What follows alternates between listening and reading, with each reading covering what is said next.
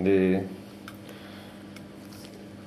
una situación importantísima, sobre todo en zonas desde el segundo premolar a los dientes antero superiores, y en el lugar inferior, en el maxilar inferior, observamos cómo tenemos unas cúspides puntiagudas con unos espacios importantes en las caras oclusales, de tal forma que las marcaciones corresponden a situaciones en las que el paciente tiene una falta de armonía oclusal.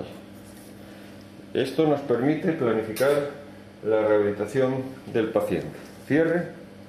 Vamos a estudiar un poquito cuáles son los movimientos fisiológicos y la pérdida de estos movimientos.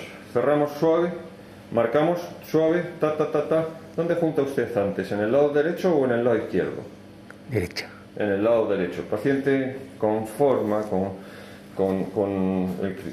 con el criterio de la férula que el lado derecho actúa como un punto o una interferencia en el cierre, un punto de contacto prematuro o varios. Desplazamos la mandíbula hacia el lado derecho, tenemos guía canina hacia el centro, hacia el lado izquierdo, juntando los dientes, por favor, resbalando. Muy bien. Tenemos también una guía canina, cierre, hacia adelante. Vemos como la protusiva se realiza única y exclusivamente sobre el canino derecho.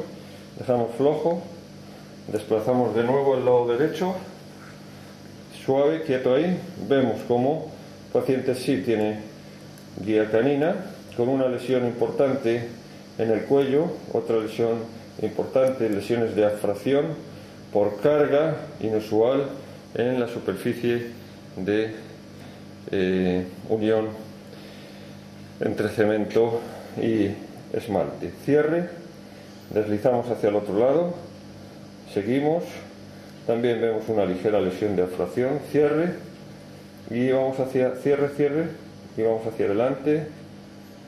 Perfecto. Y paramos aquí.